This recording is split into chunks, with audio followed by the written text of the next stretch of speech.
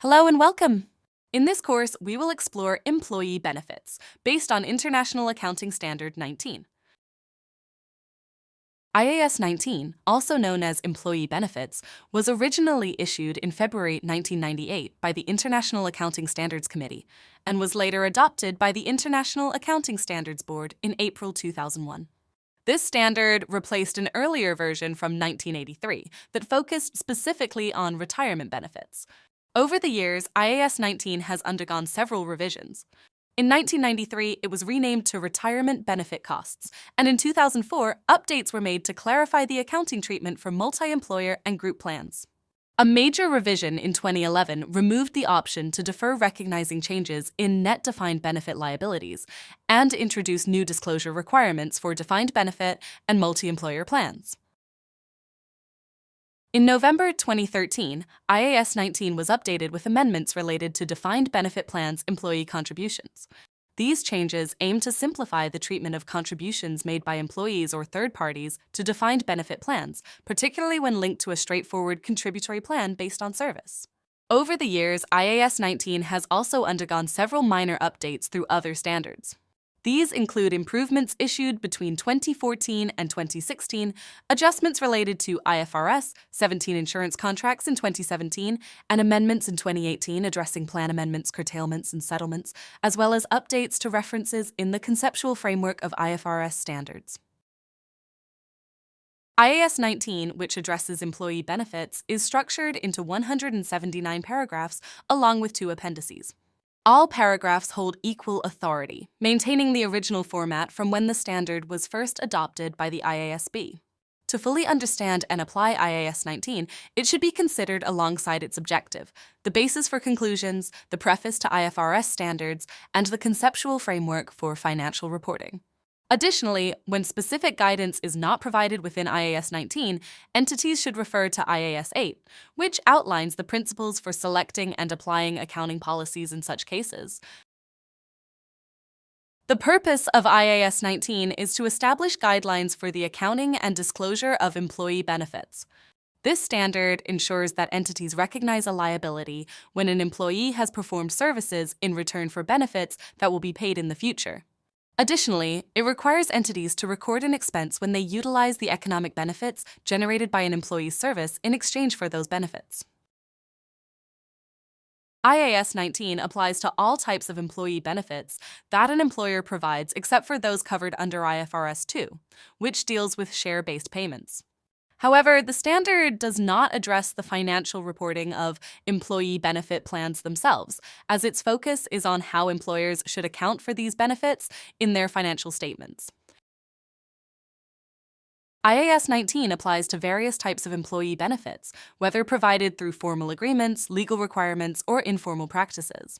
This includes benefits established through contracts between an entity and employees, as well as those mandated by legislation or industry arrangements, such as contributions to national or multi-employer plans. Additionally, the standard covers obligations arising from informal practices that create a constructive obligation, situations where an entity has no realistic option but to provide benefits. For instance, if changing an established informal practice would significantly harm the entity's relationship with its employees, it is considered a constructive obligation. Employee benefits covered by IAS 19 fall into several categories. Short-term employee benefits include wages, salaries, social security contributions, paid leave, bonuses, and non-monetary benefits such as medical care, housing, and company-provided goods or services, as long as they are expected to be settled within 12 months after the reporting period. Post-employment benefits include retirement benefits like pensions or lump sum payments, as well as post-employment life insurance and medical care. Other long-term employee benefits cover benefits such as long-term paid absences, jubilee awards, and long-term disability benefits. Lastly, termination benefits are also included, which refer to compensation provided when an employee's contract ends. Employee benefits, as defined in IAS 19, encompass benefits provided not only to employees, but also to their dependents or beneficiaries. These benefits can be settled through direct payments, the provision of goods or services, or contributions made to third parties such as insurance companies. Employees covered under this standard may work on a full-time, part-time, permanent, casual, or temporary basis. Additionally, the definition of employees extends beyond regular staff to include directors and other members of management. IAS 19 includes specific definitions for key terms used in the standard to ensure consistency in accounting for employee benefits. These definitions clarify the different types of benefits, obligations, and accounting treatments that apply to employee compensation and related arrangements. Employee benefits refer to any form of compensation provided by an entity in return for services rendered by employees or for the termination of employment. Short-term employee benefits are those benefits, excluding termination benefits, that are expected to be fully settled within 12 months after the end of the annual reporting period in which the services were performed by the employees. Post-employment benefits are employee benefits, other than termination benefits, and short-term employee benefits that are payable after the completion of employment. Other long-term employee benefits are all employee benefits, other than short-term employee benefits, post-employment benefits, and termination benefits. Termination benefits are employee benefits provided when an employee's employment is ended. These benefits are given either due to the entity's decision to terminate the employee before their normal retirement date, or when the employee chooses to accept an offer of benefits in exchange for voluntarily ending their employment. Post-employment benefit plans are formal or informal arrangements where an entity provides benefits to one or more employees after their employment ends. Defined contribution plans are a type of post-employment benefit plan where the entity makes fixed contributions into a separate fund. The entity does not have a legal or constructive obligation to contribute further if the fund lacks enough assets to cover all employee benefits related to the service provided in the current and prior periods. Defined benefit plans are post-employment benefit plans that are not classified as defined contribution plans. Multi-employer plans refer to either defined contribution plans, excluding state plans, or defined benefit plans, also excluding state plans, that pool assets contributed by multiple entities not under common control. These pooled assets are then used to provide benefits to employees from more than one entity, with the contribution and benefit levels determined without considering which specific entity employs the employees. The net defined benefit liability, or asset, represents the deficit or surplus after considering any limitations on a net defined benefit asset due to the asset ceiling. The deficit or surplus is calculated as the present value of the defined benefit obligation minus the fair value of any plan assets. The asset ceiling refers to the present value of any potential economic benefits that can be obtained, such as refunds from the plan or reductions in future contributions to the plan. The present value of a defined benefit obligation is the amount of expected future payments without deducting plan assets that are required to settle the obligation arising from employee service in the current and prior periods. Plan assets consist of assets held by a long-term employee benefit fund and qualifying insurance policies. Assets held by a long-term employee benefit fund are those that are not transferable financial instruments issued by the reporting entity. These assets are held by a fund that is legally separate from the reporting entity and exists solely to pay or fund employee benefits. Such assets can only be used to pay or fund employee benefits. They are not accessible to the reporting entity's creditors, even in bankruptcy, and cannot be returned to the entity unless either the remaining assets in the fund are enough to meet all related employee benefit obligations, or the assets are returned to reimburse the reporting entity for employee benefits already paid. A qualifying insurance policy is an insurance policy issued by an insurer that is not related to the reporting entity, as defined in IAS 24 related party disclosures. For the policy to qualify, the proceeds must be used exclusively to pay or fund employee benefits under a defined benefit plan.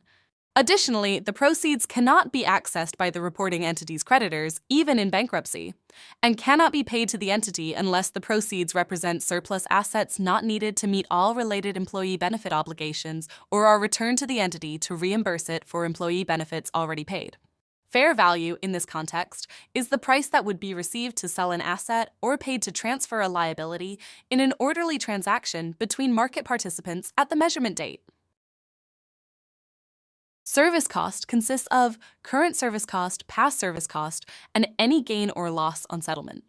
Current service cost refers to the increase in the present value of the defined benefit obligation resulting from employee service in the current period. Past service cost is the change in the present value of the defined benefit obligation for employee service in prior periods, which results from a plan amendment, such as the introduction or withdrawal of or changes to a defined benefit plan, or a curtailment, which involves a significant reduction by the entity in the number of employees covered by a plan. Any gain or loss on settlement is also included in the service cost. Net interest on the net defined benefit liability asset reflects the change in the net defined benefit liability asset during the period due to the passage of time. Remeasurements of the net defined benefit liability asset include actuarial gains and losses, the return on plan assets excluding amounts already included in net interest, and any change in the effect of the asset ceiling excluding amounts included in net interest. These remeasurements adjust the net defined benefit liability asset to reflect the current status of the plan. Actuarial gains and losses refer to changes in the present value of the defined benefit obligation that arise from experience adjustments, the differences between previous actuarial assumptions and actual outcomes, and from changes in actuarial assumptions. The return on plan assets includes interest, dividends, and other income derived from the plan assets, as well as realized and unrealized gains or losses. However, it is reduced by the costs of managing the plan assets and any tax payable by the plan itself, excluding tax included in the actuarial assumptions used to measure the present value of the defined benefit obligation. A settlement occurs when all legal or constructive obligations for part or all of the benefits under a defined benefit plan are eliminated, other than the payment of benefits to employees that is explicitly outlined in the terms of the plan and included in the actuarial assumptions. Short-term employee benefits include items such as wages, salaries, and Social Security contributions, paid annual leave and paid sick leave, profit sharing and bonuses, and non-monetary benefits like medical care, housing, cars, and free or subsidized goods or services for current employees. These benefits are expected to be settled wholly within 12 months after the end of the annual reporting period in which the employees provide the related services. An entity is not required to reclassify a short-term employee benefit if its expectations about the timing of settlement change temporarily. However, if the characteristics of the benefit change, for example, if it changes from a non-accumulating benefit to an accumulating benefit, or if the change in expectations about the timing of settlement is not temporary, the entity must reassess whether the benefit still qualifies as a short-term employee benefit. When an employee has rendered service to an entity during an accounting period, the entity shall recognize the undiscounted amount of short-term employee benefits expected to be paid in exchange for that service. This amount should be recognized as a liability, accrued expense, after deducting any amount already paid. If the amount already paid exceeds the undiscounted amount of the benefits, the entity shall recognize the excess as an asset, prepaid expense, to the extent that the prepayment will lead to, for example, a reduction in future payments or a cash refund. Additionally, the benefits should be recognized as an expense unless another IFRS requires or permits the inclusion of the benefits in the cost of an asset.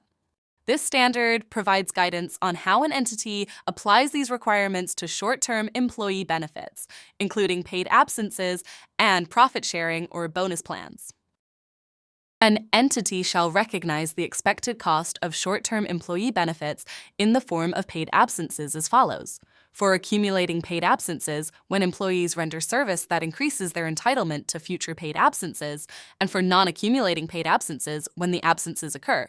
Employees may be paid for absence due to various reasons such as holidays, sickness, short-term disability, maternity or paternity leave, jury service, and military service. Entitlement to paid absences can be classified into two categories: accumulating and non-accumulating. Accumulating paid absences are those that can be carried forward and used in future periods if the current period's entitlement is not fully utilized. These absences may either be vesting, where employees are entitled to a cash payment for unused entitlement upon leaving the entity, or non-vesting, where employees are not entitled to a cash payment for unused entitlement when they leave. An obligation arises as employees render service that increases their entitlement to future paid absences. This obligation exists and is recognized even if the paid absences are non-vesting, although the possibility of employees leaving before using their accumulated non-vesting entitlement impacts the measurement of that obligation. An entity shall measure the expected cost of accumulating paid absences as the additional amount that it expects to pay due to unused entitlement that is accumulated at the end of the reporting period. This method measures the obligation at the amount of additional payments expected to arise solely from the accumulation of the benefit. In many cases, an entity may not need to perform detailed calculations to determine that there is no material obligation for unused paid absences. For instance, a sick leave obligation is likely to be material only if there is a formal or informal understanding that unused paid sick leave may be taken as paid annual leave. In this example, the entity has 100 employees, each entitled to 5 working days of paid sick leave per year, with unused sick leave carried forward for 1 calendar year on a LIFO, last in first out basis. At the 31st of December 20X1, the average unused entitlement is 2 days per employee. The entity expects, based on past experience, that 92 employees will take no more than 5 days of sick leave in 20X2, while the remaining 8 employees will each take an average of 6.5 days. As a result, the entity expects to pay an additional 12 days of sick pay due to the unused entitlement accumulated by the 31st of December 20X1, 1.5 days per employee for the 8 employees who will exceed their annual entitlement. Therefore, the entity recognizes a liability equal to 12 days of sick pay. Non-accumulating paid absences are those that do not carry forward into future periods. If the current period's entitlement is not fully used, it lapses and employees are not entitled to a cash payment for any unused entitlement when they leave the entity. This typically applies to sick pay, where unused past entitlement does not increase future entitlement, as well as maternity or paternity leave and paid absences for jury or military service. An entity does not recognize a liability or expense for these benefits until the time the absence occurs, as employee service does not increase the amount of the benefit.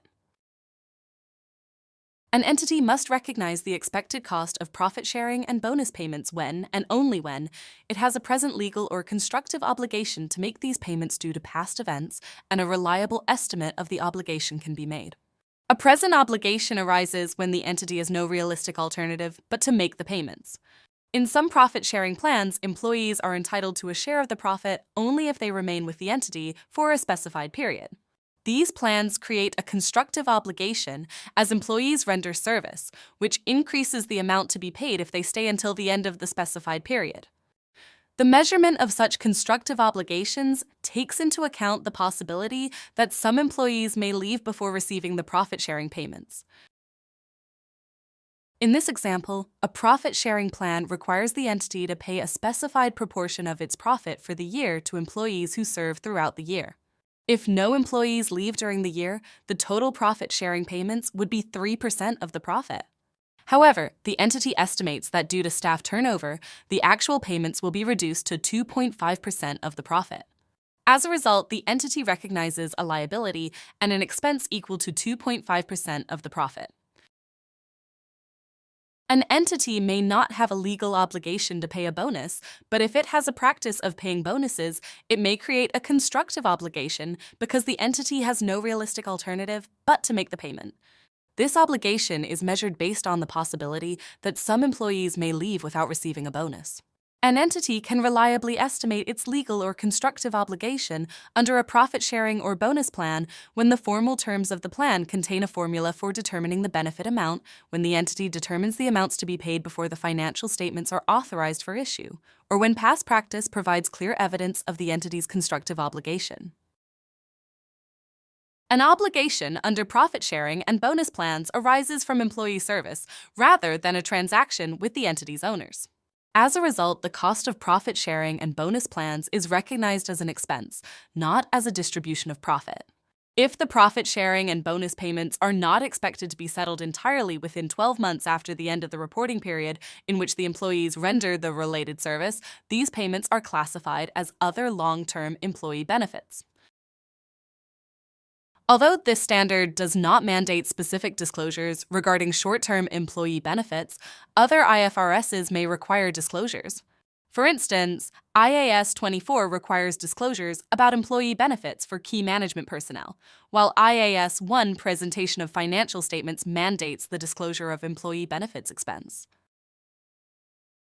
Post-employment benefits encompass various items, including retirement benefits, such as pensions and lump sum payments upon retirement, and other post-employment benefits like post-employment life insurance and medical care. Arrangements where an entity provides these benefits are classified as post-employment benefit plans.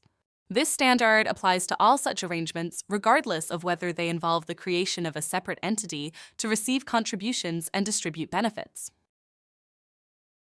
Post-employment benefit plans are categorized as defined contribution plans or defined benefit plans based on the economic substance of the plan derived from its key terms and conditions. In defined contribution plans, the entity's legal or constructive obligation is limited to the amount it agrees to contribute to the fund. The post-employment benefits received by the employee depend on the contributions made by the entity, and potentially the employee, to a post-employment benefit plan or insurance company, along with the investment returns generated from those contributions. As a result, the actuarial risk, that the benefits will be lower than expected, and investment risk, that the assets will be inadequate to cover expected benefits, are essentially transferred to the employee. Examples of cases where an entity's obligation is not limited to the amount it agrees to contribute to the fund include situations where the entity has a legal or constructive obligation through a plan benefit formula that is not solely based on the amount of contributions, requiring the entity to provide additional contributions if the assets are insufficient to meet the benefits defined by the formula. Additionally, a guarantee either indirectly through the plan or directly of a specified return on contributions may create an obligation. Furthermore, informal practices that give rise to a constructive obligation, such as an entity's history of increasing benefits for former employees to keep pace with inflation even in the absence of a legal obligation, can also result in such an obligation. Under defined benefit plans, the entity's obligation is to provide the agreed benefits to current and former employees regardless of the contributions made. Actuarial risk, the possibility that benefits will cost more than expected, and investment risk, the possibility that assets invested will be insufficient to meet the expected benefits, fall, in substance, on the entity. If the actual actuarial or investment experience is worse than anticipated, the entity's obligation may increase. This distinction between defined contribution plans and defined benefit plans is particularly important in the context of multi-employer plans, defined benefit plans that share risks between entities under common control, state plans, and insured benefits. An entity must classify a multi-employer plan as either a defined contribution plan or a defined benefit plan based on the terms of the plan, which includes any constructive obligations that extend beyond the formal terms. If an entity participates in a multi-employer defined benefit plan, it should account for its proportionate share of the defined benefit, obligation, plan assets, and associated costs in the same way as it would for any other defined benefit plan. Additionally, the entity must disclose the relevant information related to its participation in the multi-employer defined benefit plan. When sufficient information is unavailable to apply defined benefit accounting for a multi-employer defined benefit plan, an entity should account for the plan as if it were a defined contribution plan and disclose the relevant information. One example of a multi-employer defined benefit plan is one that operates on a pay-as-you-go basis. In such a plan, contributions are set at levels expected to cover the benefits due in the same period, with future benefits earned during the current period to be paid from future contributions. Additionally, employees' benefits are determined based on the length of their service, and participating entities cannot realistically withdraw from the plan without paying contributions for the benefits earned by employees up until the withdrawal date. In these circumstances, the plan creates actuarial risk for the entity. If the actual cost of benefits earned at the end of the reporting period exceeds expectations, the entity will either have to increase its contributions or convince employees to accept a reduction in benefits. As such, this type of plan is classified as a defined benefit plan. When sufficient information is available about a multi-employer defined benefit plan, an entity should account for its proportionate share of the defined benefit obligation, plan assets, and post-employment costs associated with the plan, just as it would for any other defined benefit plan. However, in some cases, an entity may not be able to identify its share of the underlying financial position and performance of the plan with sufficient reliability for accounting purposes. This can occur if the plan exposes participating entities to actuarial risks related to the current and former employees of other entities, making it difficult to allocate the obligation, plan assets, and costs to individual entities in a consistent and reliable manner. Additionally, if the entity does not have access to enough information about the plan to meet the requirements of the applicable standards, it should account for the plan as if it were a defined contribution plan and disclose the relevant information. In cases where there is a contractual agreement between the multi-employer plan and its participants that outlines how the surplus in the plan will be distributed to participants or how the deficit will be funded, the participant in the plan must account for this agreement. If the plan is treated as a defined contribution plan, the participant shall recognize the asset or liability that arises from the contractual agreement, as well as the resulting income or expense in the profit or loss. This ensures that the participant reflects the financial impact of the agreement in their financial statements. In this example, the entity participates in a multi-employer defined benefit plan that does not prepare valuations under IAS 19. Therefore, it accounts for the plan as if it were a defined contribution plan.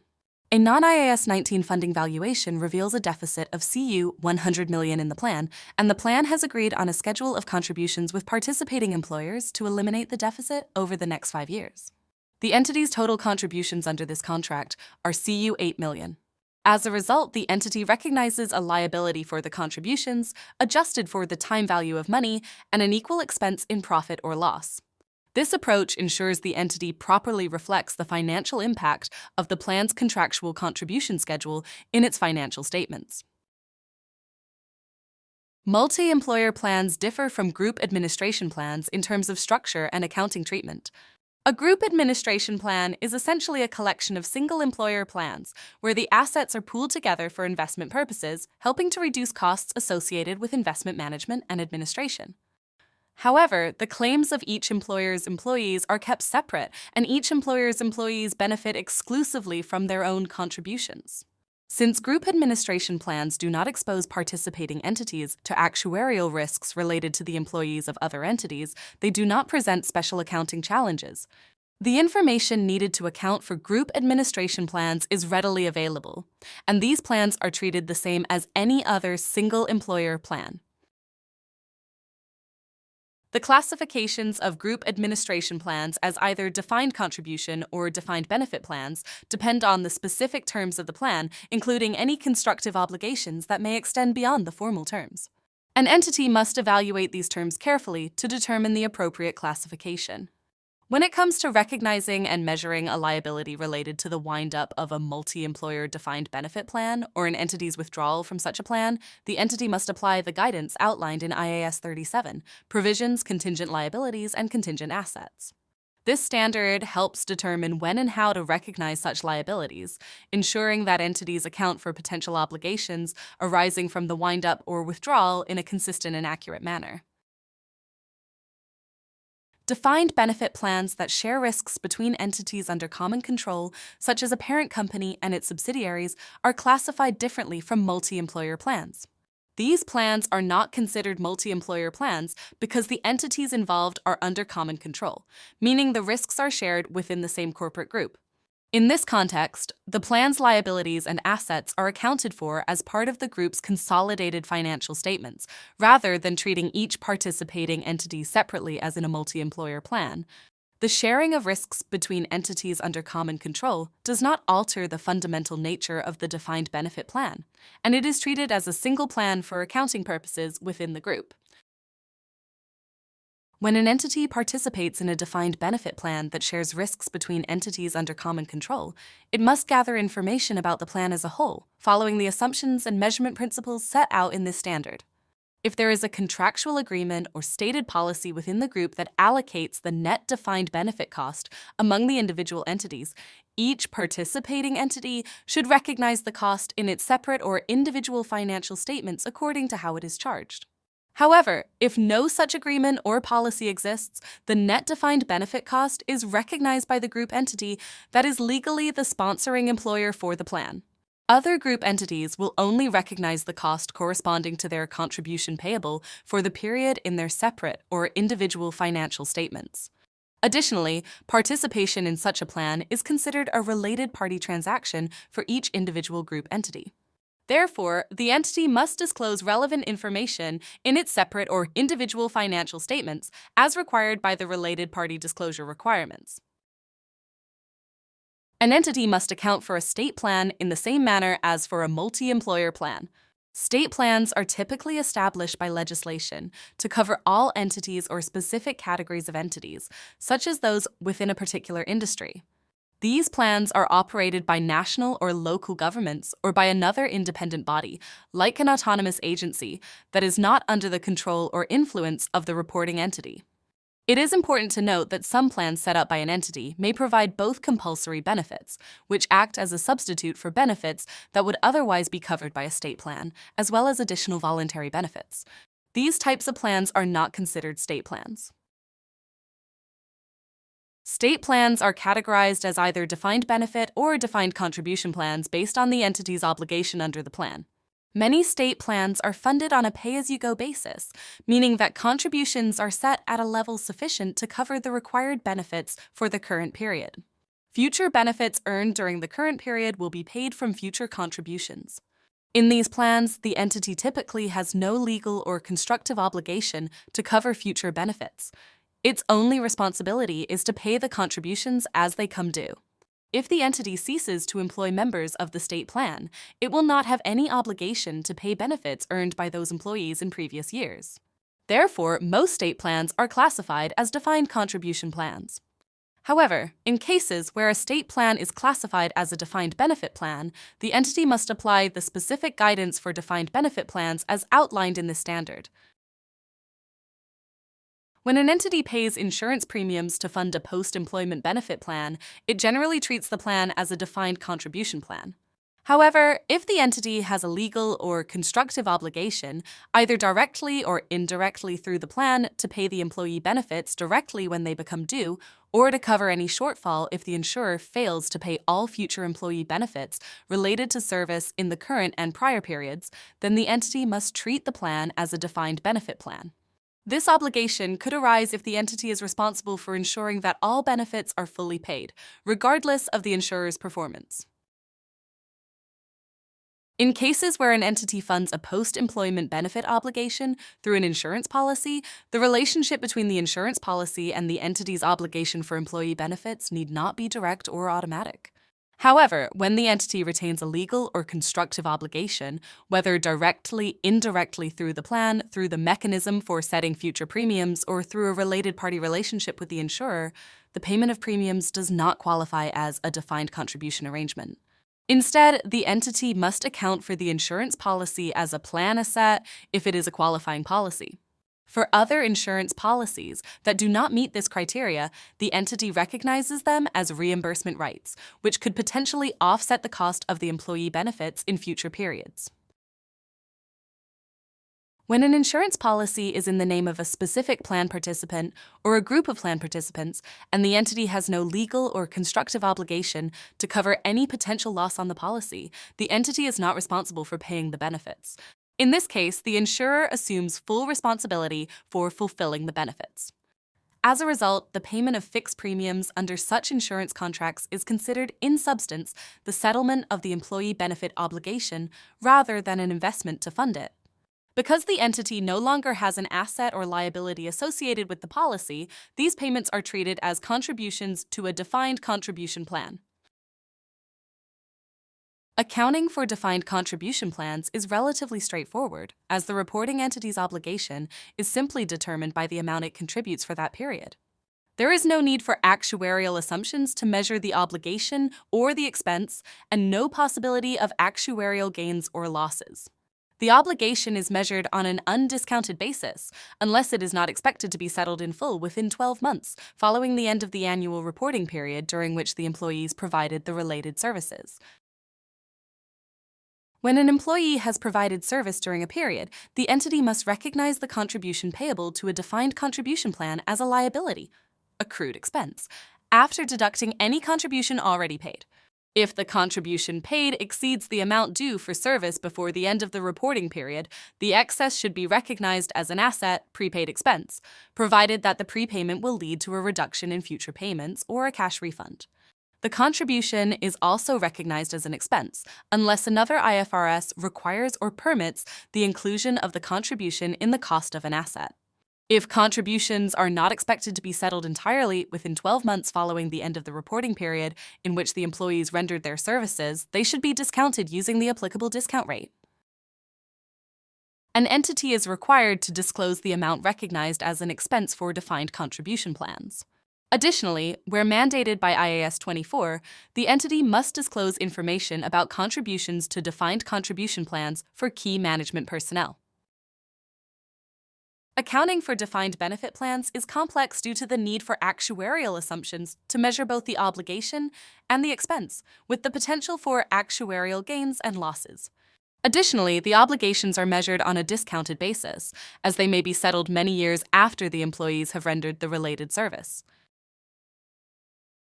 Defined benefit plans may be unfunded or funded, either wholly or partly, by contributions from an entity, and in some cases, its employees into a separate entity or fund from which employee benefits are paid.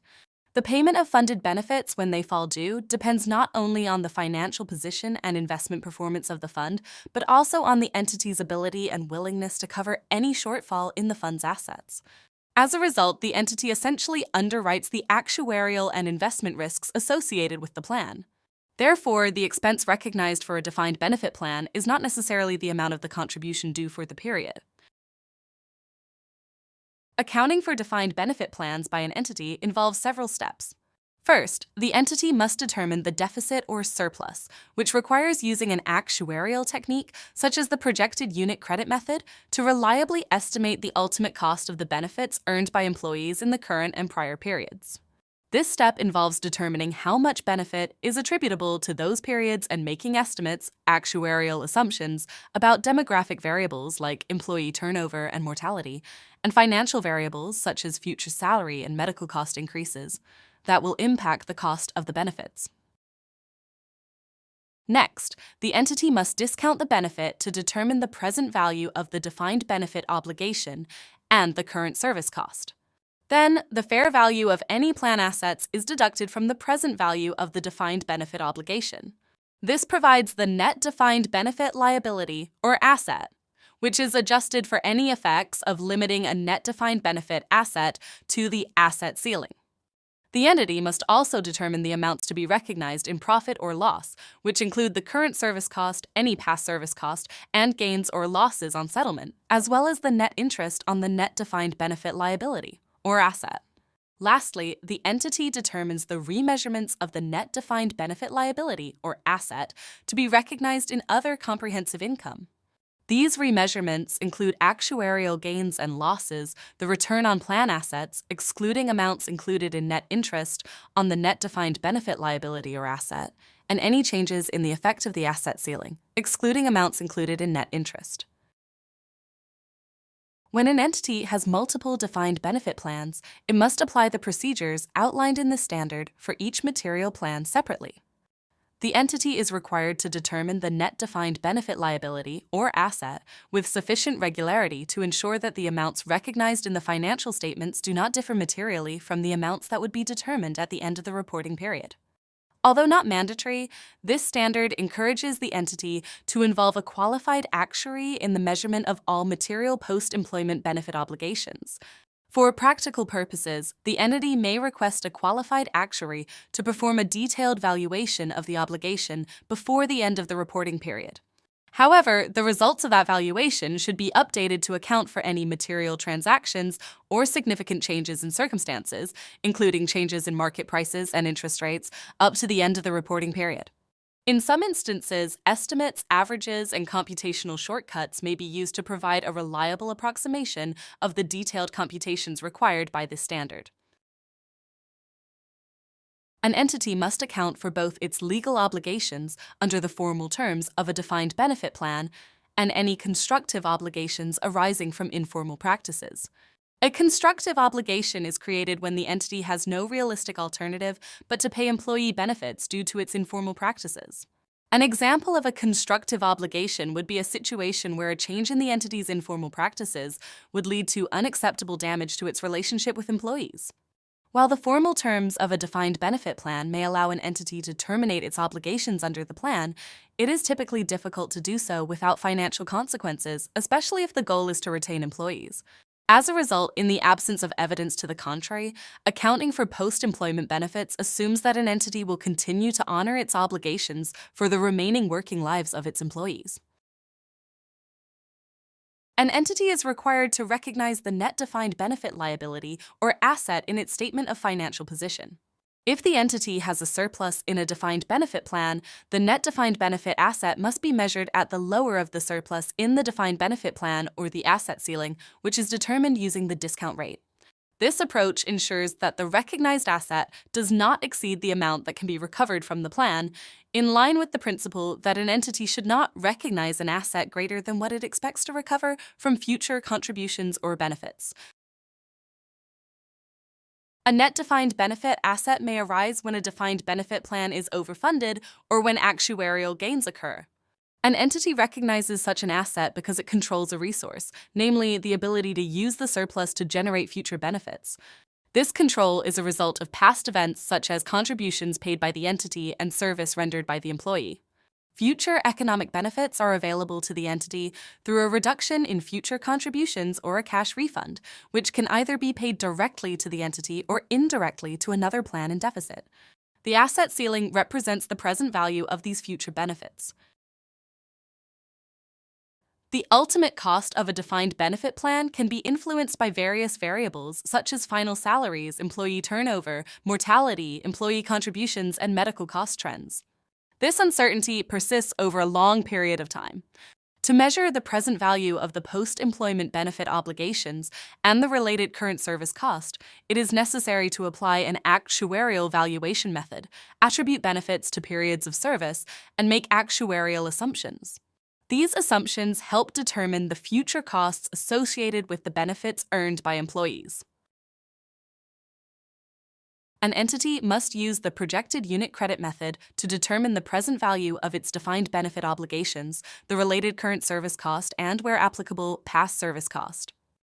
The projected unit credit method, also known as the accrued benefit method prorated on service or the benefit years of service method, treats each period of service as contributing an additional unit of benefit entitlement.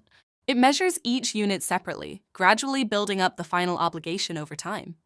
This approach helps capture the growth of the defined benefit obligation as employees continue to render service. In this example, we're looking at a lump sum benefit payable when an employee's service ends. The benefit is equal to 1% of the final salary for each year of service. In the first year, the employee's salary is CU 10,000. This salary increases at a rate of 7% each year, compounded annually. So in the second year, the salary would be CU 10,700, and in the third year, it would be CU 11,449, and so on. The discount rate used in this calculation is 10% per year. This means that the value of the benefit is adjusted to account for the time value of money. Essentially, the future payments are worth less than current payments because money today is more valuable than money received in the future. Now, let's see how the obligation builds up over time. The employee in this example is expected to leave at the end of year 5, so we'll look at how the benefit accumulates year by year. In year 1, there's no benefit from prior years. So, the benefit attributed to the first year is based on the current salary of CU 10,000. 1% of the salary is CU 100, so the total benefit attributed in the first year is CU 131 when you add the 1% for that year's salary increase. In the second year, we add the benefit from the prior year, which is CU 131, to the 1% of the current year's salary, which is CU 131. So the total benefit attributed in year 2 is CU 262. In year 3, we continue adding the benefits from previous years, with the benefit from year 2 being CU 262. The 1% of the new salary for year 3, which is CU 11,449, is CU 131. Therefore, the total benefit attributed in year 3 is CU 393. In year 4, the benefit grows further. The 1% of the new salary, which is CU 12,247 for year 4, is CU 131. Adding this to the previous year's benefits results in CU 524. Finally, in year 5, the total benefit attributed reaches CU 655 as we continue adding the contributions from the prior years. This example assumes no changes in the actuarial assumptions. It also simplifies things by not factoring in the likelihood that the employee might leave earlier or later than expected. So let's take a look at the table that illustrates this process clearly. The opening obligation is the present value of the benefit attributed to prior years. The current service cost is the present value of the benefit for the current year. The closing obligation combines both current and prior year's benefits. It's important to note that even if part of the post-employment benefit is expected to be paid within 12 months, the entire obligation is discounted. In determining the present value of its defined benefit obligations and the related current service cost, and where applicable past service cost, an entity shall attribute benefit to periods of service under the plan's benefit formula. However, if an employee's service in later years will lead to a materially higher level of benefit than in earlier years, an entity shall attribute benefit on a straight-line basis from the date when service by the employee first leads to benefits under the plan, whether or not the benefits are conditional on further service, until the date when further service by the employee will lead to no material amount of further benefits under the plan other than from further salary increases. The projected unit credit method requires an entity to attribute benefit to the current period to determine current service cost and to both current and prior periods to determine the present value of defined benefit obligations. An entity attributes benefit to periods in which the obligation to provide post-employment benefits arises. This obligation arises as employees render services in exchange for future post-employment benefits. Actuarial techniques allow the entity to measure this obligation reliably, justifying the recognition of a liability. In this example, a defined benefit plan provides a lump sum of CU 100 for each year of service, payable upon retirement. Each year, CU 100 is attributed as a benefit, and the current service cost is the present value of CU 100. The present value of the defined benefit obligation is calculated by multiplying CU 100 by the years of service up to the reporting date.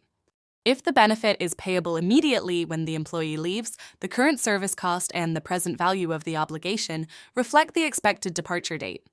Due to discounting, these values are lower than if the employee left at the end of the reporting period. Now, let's look at a pension plan example. This plan provides a monthly pension of 0.2% of final salary for each year of service, payable from age 65.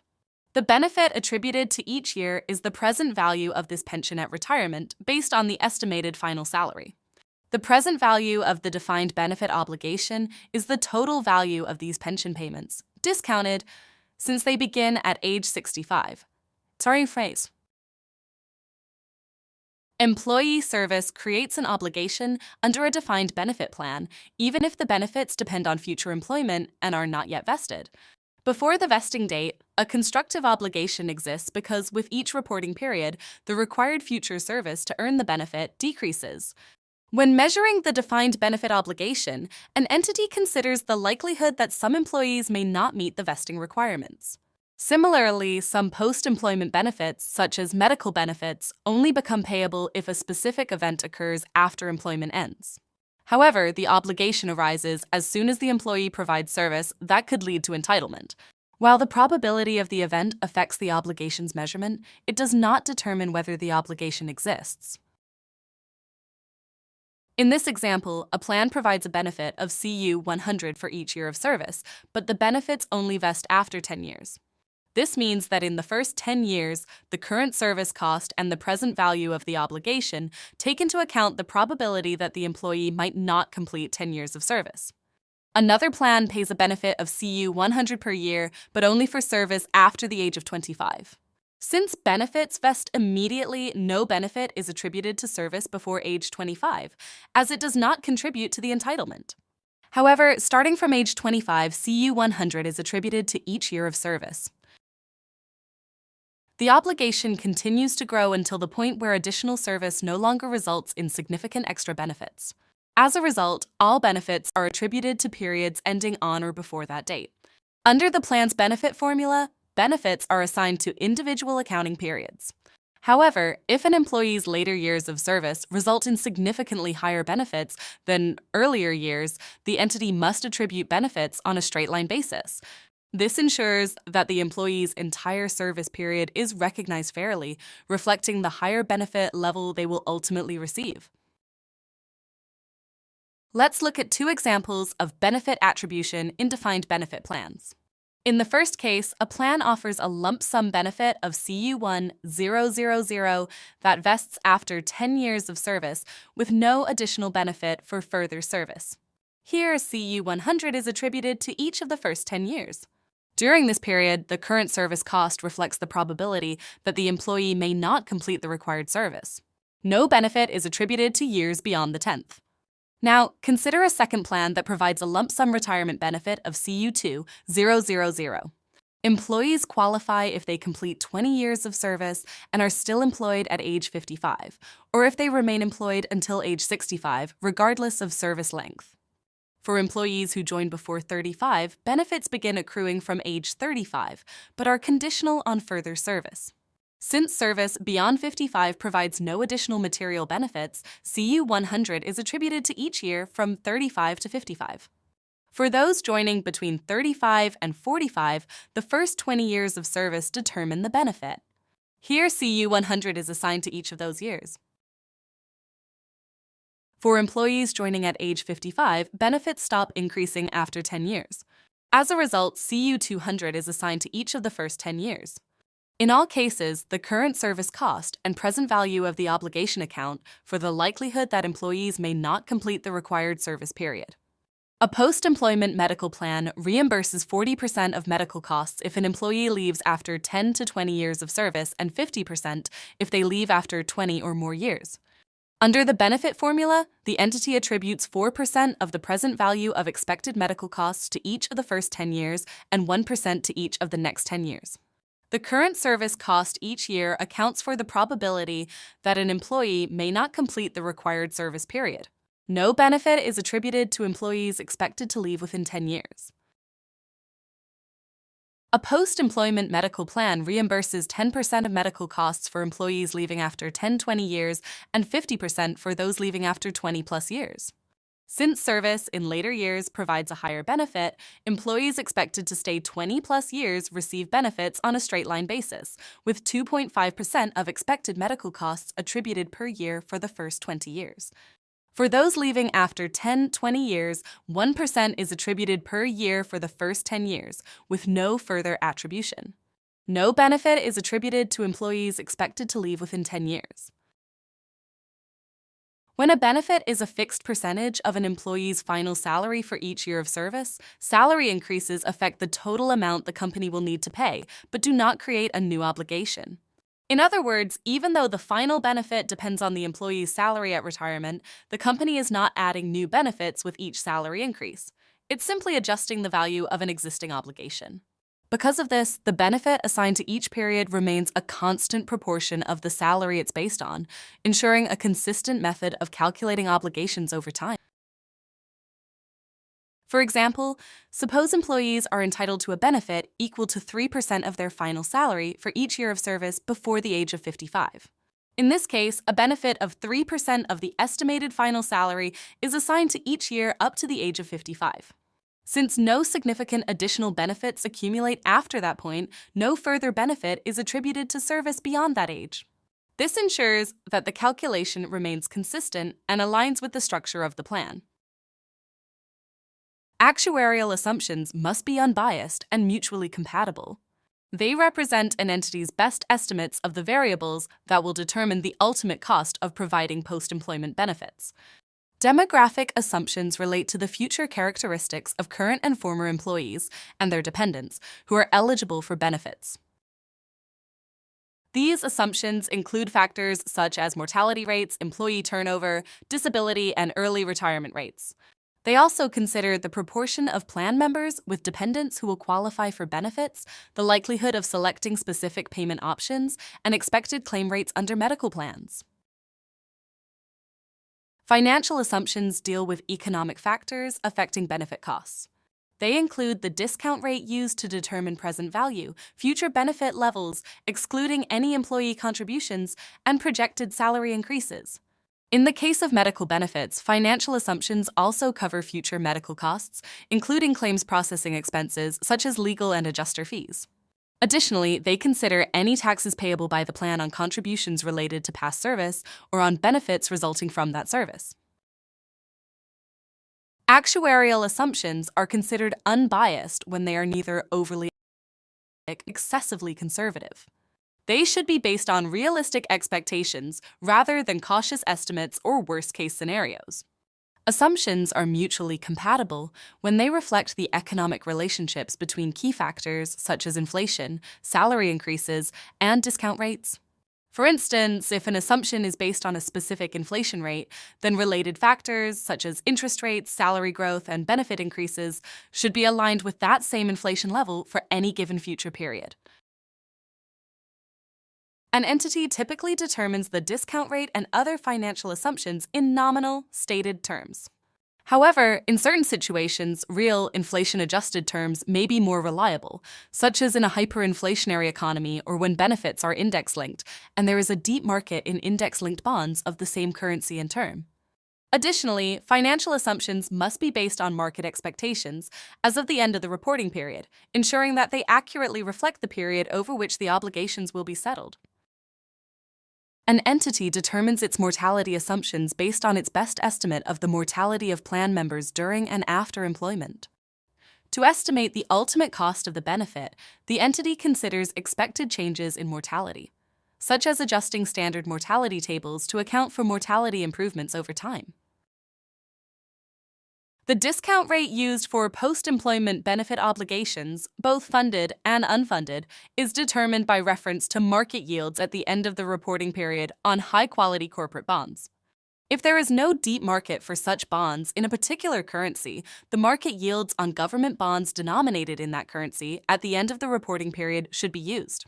The currency and term of the bonds should match the currency and estimated term of the post-employment benefit obligations.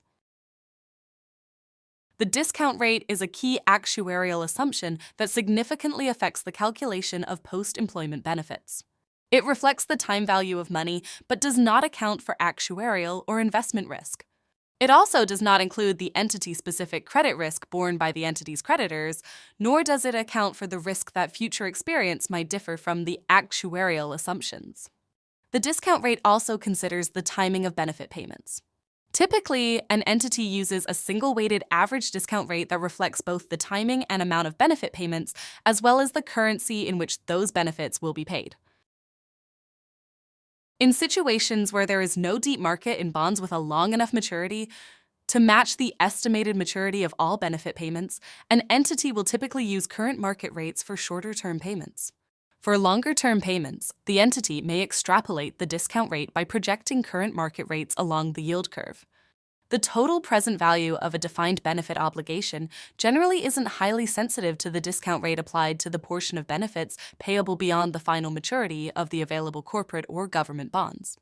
This is because the impact of the discount rate on long-term obligations tends to diminish over time.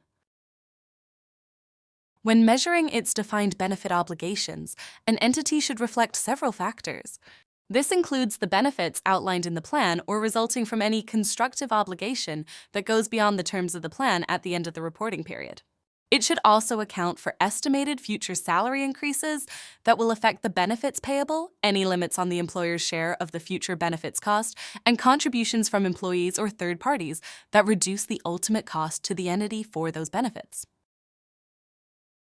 Additionally, the entity should consider estimated future changes in state benefits that impact the benefits under the plan, but only if those changes were enacted before the end of the reporting period or reliable historical data or other evidence suggests that state benefits will change in a predictable manner, such as in line with future general price or salary levels.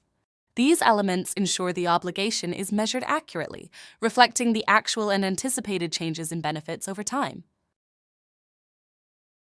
Actuarial assumptions take into account any future benefit changes outlined in the formal terms of a plan or a constructive obligation that goes beyond those terms at the end of the reporting period. This is particularly relevant if, for example, the entity has a history of increasing benefits, such as to offset inflation, and there is no indication that this practice will change in the future. Additionally, if the entity is legally or contractually required to use any surplus in the plan for the benefit of plan participants, this must be reflected in the assumptions. Benefits may also vary based on performance targets or other criteria. For instance, if the plan's terms state that reduced benefits or additional contributions from employees are required when the plan assets are insufficient, the measurement of the obligation should incorporate the best estimate of how such performance-related adjustments will affect the benefits. Actuarial assumptions do not take into account future benefit changes that are not specified in the formal terms of the plan or a constructive obligation at the end of the reporting period. If such changes occur, they will result in past service costs to the extent that the benefits for service prior to the change are affected. Additionally, there will be a current service cost for periods following the change, reflecting any adjustments made to benefits for service after the change has taken place. Estimates of future salary increases consider factors like inflation, seniority, promotions, and other relevant elements such as the supply and demand in the employment market. In some defined benefit plans, there is a limit on the contributions an entity is required to make. The ultimate cost of the benefits reflects the impact of this contribution limit.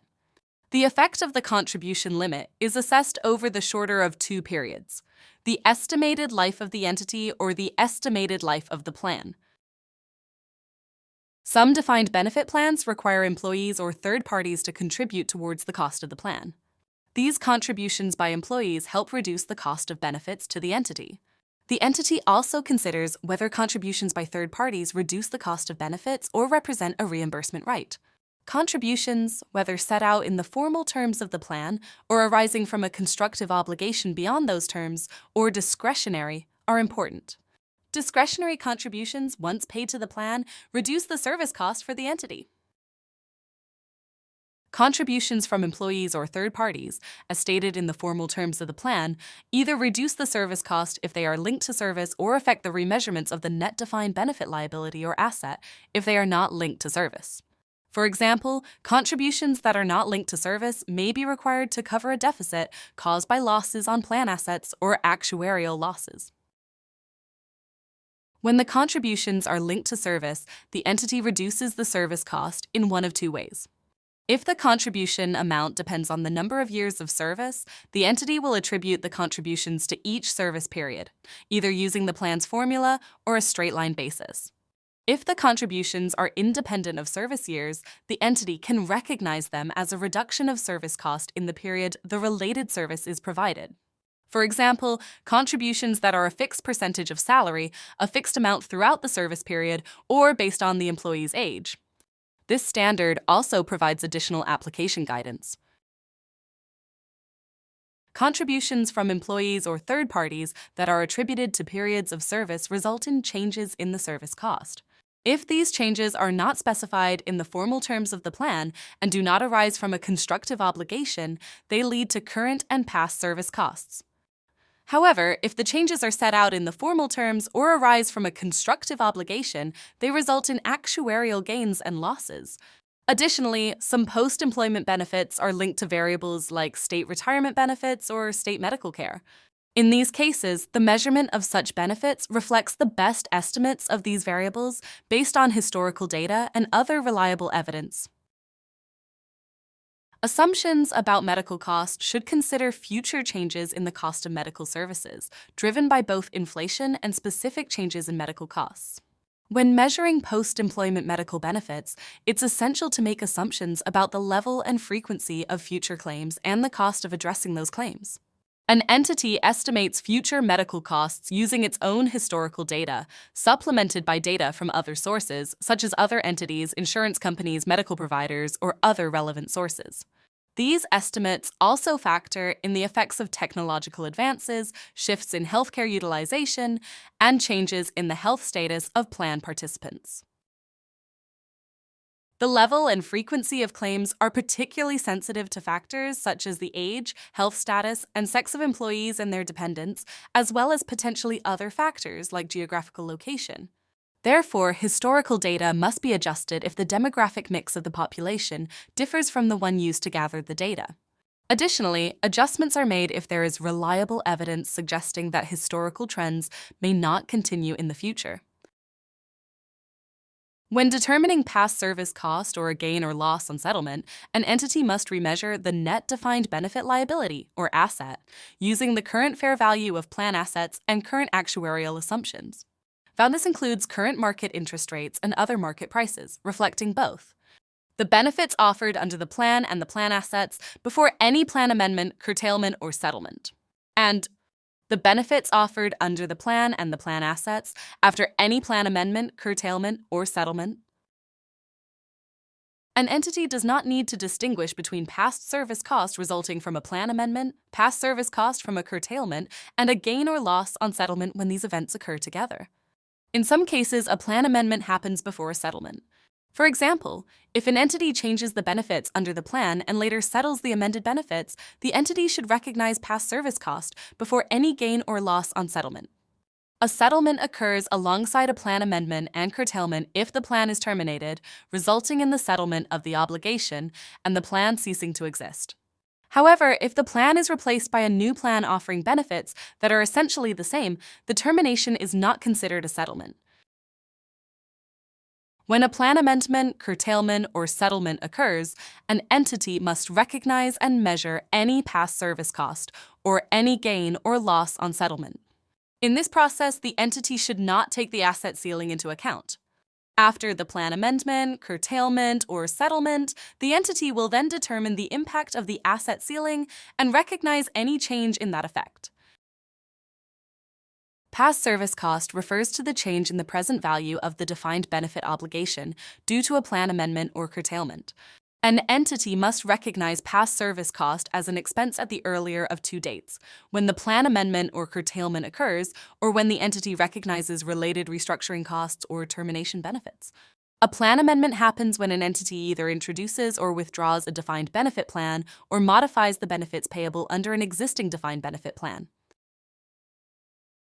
A curtailment occurs when an entity significantly reduces the number of employees covered by a plan.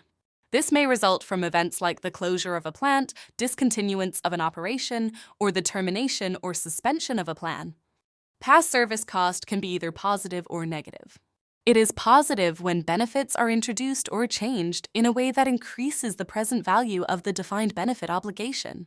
Conversely, it is negative when benefits are withdrawn or altered to reduce the present value of the obligation. If an entity reduces benefits payable under an existing plan while simultaneously increasing other benefits for the same employees, the entity treats these changes as a single net change. Past service cost excludes the effect of differences between actual and previously assumed salary increases on the obligation to pay benefits for prior service years, as actuarial assumptions account for projected salaries, meaning there is no past service cost. It also excludes underestimates and overestimates of discretionary pension increases when an entity has a constructive obligation to grant such increases, since actuarial assumptions already consider these increases. Additionally, estimates of benefit improvements that result from actuarial gains or the return on plan assets are excluded, especially when the entity is required to use any surplus for the benefit of plan participants.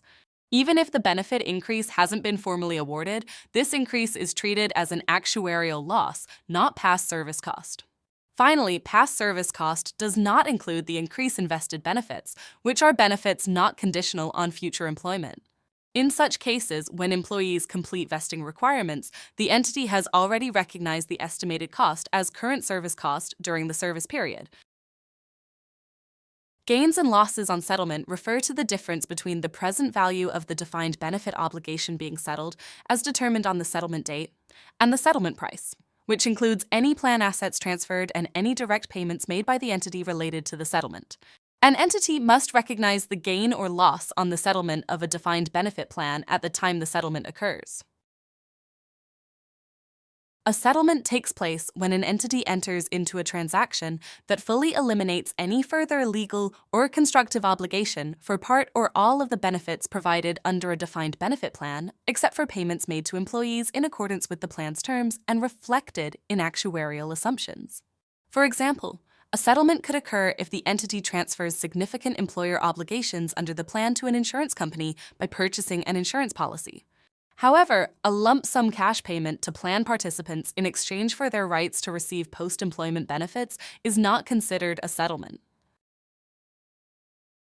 In some cases, an entity may acquire an insurance policy to fund some or all of the employee benefits related to both current and prior periods of employee service. However, the acquisition of such a policy does not qualify as a settlement if the entity retains a legal or constructive obligation to pay additional amounts if the insurer fails to fulfill the employee benefits specified in the insurance policy. This standard outlines the recognition and measurement of reimbursement rights under insurance policies that are not considered plan assets. The fair value of any plan assets is subtracted from the present value of the defined benefit obligation to determine the deficit or surplus. However, plan assets exclude unpaid contributions due from the reporting entity to the fund, and any non-transferable financial instruments issued by the entity and held by the fund. Additionally, plan assets are reduced by any liabilities of the fund that do not relate to employee benefits, such as trade payables, other payables, and liabilities arising from derivative financial instruments. In cases where plan assets include qualifying insurance policies that match the amount and timing of some or all of the benefits payable under the plan, the fair value of these insurance policies is treated as the present value of the related obligations. However, this is subject to any required reduction if the amounts receivable from the insurance policies are not fully recoverable. When it is virtually certain that another party will reimburse some or all of the expenditure required to settle a defined benefit obligation, the entity must recognize its right to reimbursement as a separate asset, measuring it at fair value. Changes in the fair value of the right to reimbursement should be disaggregated and recognized in the same way as changes in the fair value of plan assets. As a result, the components of the defined benefit cost recognized may be reported net of amounts related to changes in the carrying amount of the right to reimbursement. Sometimes an entity can rely on another party, such as an insurer, to pay part or all of the expenditure needed to settle a defined benefit obligation. In such cases, qualifying insurance policies are considered plan assets. This standard provides guidance on how an entity should account for qualifying insurance policies in the same manner as all other plan assets, which makes specific guidance on reimbursement rights unnecessary. This standard explains how an entity accounts for an insurance policy that is not a qualifying insurance policy. Such a policy is not considered a plan asset. Instead, the entity recognizes its right to reimbursement as a separate asset rather than deducting it from the defined benefit deficit or surplus. Additionally, the entity discloses a brief description of the link between the reimbursement right and the related obligation. If the right to reimbursement arises under an insurance policy that exactly matches the amount and timing of some or all of the benefits payable under a defined benefit plan, the fair value of the reimbursement right is considered to be the present value of the related obligation. This is subject to any reduction if the reimbursement is not fully recoverable. The components of defined benefit cost are recognized in specific ways unless another IFRS requires or permits their inclusion in the cost of an asset. Service cost is recognized in profit or loss, reflecting the cost of employee service during the period. Net interest on the net defined benefit liability, or asset, is also recognized in profit or loss, representing the time value of the net liability or asset. Remeasurements, which include actuarial gains and losses, the return on plan assets, and any changes in the effect of the asset ceiling, are recognized in other comprehensive income, not impacting profit or loss. Other IFRSs may require certain employee benefit costs, including post-employment benefits, to be included in the cost of assets like inventories or property, plant, and equipment. When this is the case, the appropriate proportion of the defined benefit components is included in the asset cost.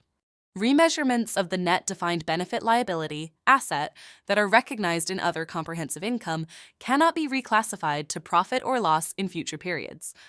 However, the entity has the option to transfer these amounts within equity, rather than recognizing them in profit or loss. Current service cost is determined by an entity using actuarial assumptions that are set at the beginning of the annual reporting period. However, if the entity remeasures the net defined benefit liability, asset, during the period, it must calculate the current service cost for the remainder of the annual reporting period based on the actuarial assumptions used for the remeasurement. This ensures that the cost reflects any changes arising from plan amendments, curtailments, or settlements during the period.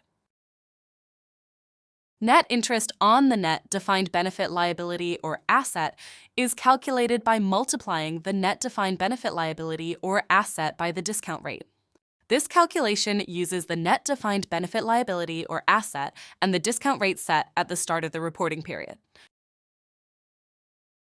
However, if the entity remeasures the net defined benefit liability or asset during the period, it will calculate net interest for the remainder of the period based on the updated net defined benefit liability or asset and the new discount rate.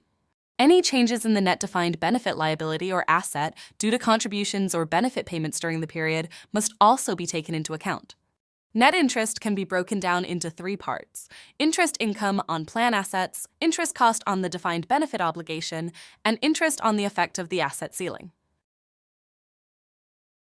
Interest income on plan assets is a component of the return on plan assets and is determined by multiplying the fair value of the plan assets by the discount rate. An entity shall determine the fair value of the plan assets at the start of the annual reporting period. However, if an entity remeasures the net defined benefit liability, asset, the entity shall determine interest income for the remainder of the annual reporting period after the plan amendment, curtailment, or settlement using the plan assets used to remeasure the net defined benefit liability, asset. The entity shall also take into account any changes in the plan assets held during the period resulting from contributions or benefit payments. The difference between the interest income on plan assets and the return on plan assets is included in the remeasurement of the net defined benefit liability, asset. Interest on the effect of the asset ceiling is part of the total change in the effect of the asset ceiling and is determined by multiplying the effect of the asset ceiling by the discount rate. An entity shall determine the effect of the asset ceiling at the start of the annual reporting period. However, if an entity remeasures the net defined benefit liability, the entity shall determine interest on the effect of the asset ceiling for the remainder of the annual reporting period after the plan amendment, curtailment, or settlement, taking into account any change in the effect of the asset ceiling determined. The difference between interest on the effect of the asset ceiling and the total change in the effect of the asset ceiling is included in the remeasurement of the net defined benefit liability.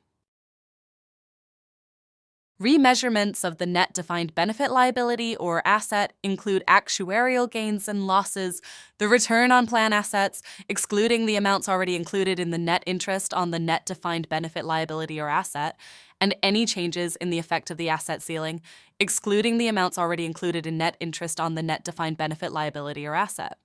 These remeasurements help ensure that the defined benefit obligation and the plan assets are properly updated based on changes in assumptions, returns, and other factors.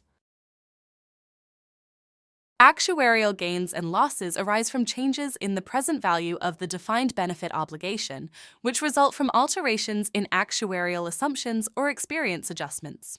These adjustments can be caused by several factors. For example, unexpectedly higher low rates of employee turnover, early retirement, mortality, or increases in salaries and benefits can lead to actuarial gains or losses. Other causes may include changes in the assumptions regarding benefit payment options, adjustments in estimates for future employee turnover, early retirement, mortality, or increases in medical costs. Additionally, changes in the discount rate can also contribute to actuarial gains or losses. Actuarial gains and losses do not account for changes in the present value of the defined benefit obligation that arise from the introduction, amendment, curtailment, or settlement of the defined benefit plan, or changes to the benefits payable under the plan. These types of changes result in past service cost or gains or losses on settlement. When determining the return on plan assets, an entity must deduct the costs of managing the plan assets, as well as any tax payable by the plan itself, excluding tax included in the actuarial assumptions used to measure the defined benefit obligation. Other administration costs, however, are not deducted from the return on plan assets. An entity shall offset an asset related to one plan against a liability related to another plan when and only when the entity has a legally enforceable right to use a surplus in one plan to settle obligations under the other plan. Additionally, the entity must intend either to settle the obligations on a net basis or to realize the surplus in one plan and simultaneously settle the obligation under the other plan. The offsetting criteria for employee benefits are similar to those established for financial instruments in IAS 32, which governs the presentation of financial instruments. Some entities make a distinction between current and non-current assets and liabilities. However, this standard does not specify whether an entity should differentiate between the current and non-current portions of assets and liabilities that arise from post-employment benefits. This allows entities some flexibility in how they classify these amounts, depending on their specific circumstances and reporting practices. This standard outlines how an entity should recognize service cost and net interest on the net defined benefit liability or asset in profit or loss. However, it does not dictate the exact presentation of these components. Instead, the entity is required to present service cost and net interest in line with the guidelines set forth in IAS 1, which governs the presentation of financial statements. An entity is required to disclose information that provides clarity on the characteristics of its defined benefit plans and the associated risks. This includes identifying and explaining the amounts reflected in its financial statements that arise from these plans. Additionally, the entity must describe how its defined benefit plans may impact the amount, timing, and uncertainty of future cash flows. These disclosures help stakeholders understand the financial implications and risks related to the defined benefit plans. To meet the objectives of disclosure, an entity must consider several factors. These include determining the appropriate level of detail needed to satisfy the disclosure requirements, deciding how much emphasis should be placed on each of the various requirements, deciding on the degree of aggregation or disaggregation necessary, and evaluating whether users of the financial statements require additional information to effectively assess the quantitative data disclosed. By taking these considerations into account, the entity ensures that the disclosures provide clear, relevant, and understandable information to the users of the financial statements. If the disclosures provided under this standard and other applicable IFRSs do not sufficiently meet the objectives, an entity must disclose additional information necessary to fulfill those objectives. For example, the entity may present an analysis of the present value of the defined benefit obligation, which could distinguish the nature, characteristics, and risks associated with the obligation. Such a disclosure might include distinctions between amounts owed to active members, deferred members, and pensioners, as well as between vested benefits and accrued but not vested benefits. Furthermore, it could differentiate between conditional benefits, amounts attributable to future salary increases, and other types of benefits. These additional details help clarify the financial situation and obligations related to the defined benefit plan, providing a more comprehensive view to users of the financial statements. An entity must evaluate whether it needs to disaggregate disclosures to distinguish plans or groups of plans that present materially different risks. For example, disclosure may be disaggregated for plans that exhibit one or more of the following features: different geographical locations, varying characteristics, such as flat salary pension plans, final salary pension plans, or post-employment medical plans, different regulatory environments, distinct reporting segments, or different funding arrangements, for example, wholly unfunded, partially funded, or fully funded. This disaggregation allows users to better understand the risks and specific characteristics associated with each plan or group of plans, ensuring the information is clear and relevant. An entity is required to disclose key information about its defined benefit plans. This includes a clear explanation of the nature of the benefits provided, such as whether the plan is a final salary, defined benefit plan, or a contribution-based plan with a guarantee.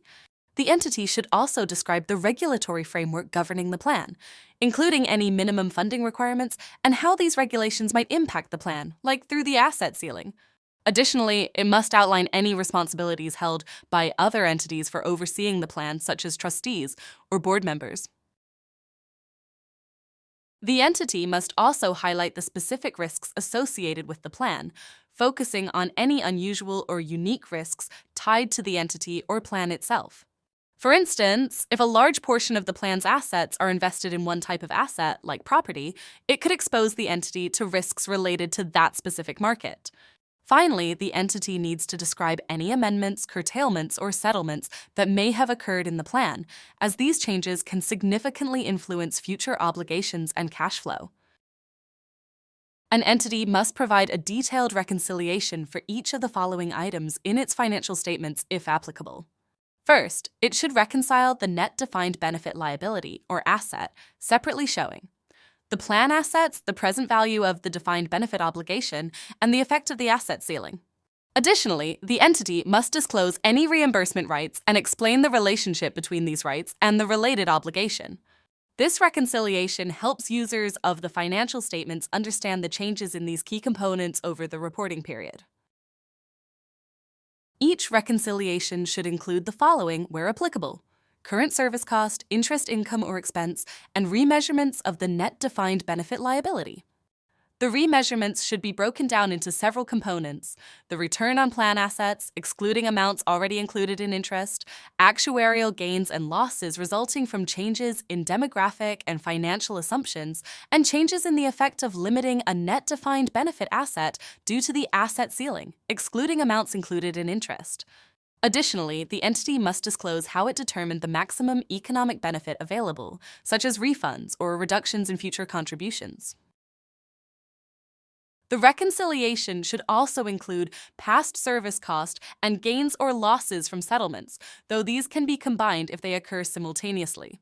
Other items to disclose include the effect of changes in foreign exchange rates, contributions to the plan, separately for employer and plan participants, payments from the plan with any settlements separately disclosed, and the effects of business combinations and disposals. This detailed reconciliation ensures that users have a clear understanding of the changes and movements in the defined benefit liability or asset over the reporting period. An entity should break down the fair value of its plan assets into categories that highlight the nature and risks of those assets. Each category should be further divided based on whether they have a quoted market price in an active market, as per IFRS 13 fair value measurement, or not. Examples of how this could be done include distinguishing between cash and cash equivalents, equity instruments, further segregated by factors like industry type, company size, or geography, debt instruments segregated by type of issuer, credit quality, or geography, real estate broken down by geography, and derivatives divided by the type of underlying risk, such as interest rate contracts, foreign exchange contracts, equity contracts, credit contracts, or longevity swaps. Other categories could include investment funds, segregated by type of fund, asset-backed securities, and structured debt. This level of detail ensures that users of the financial statements understand the different classes of assets held in the plan and their associated risks.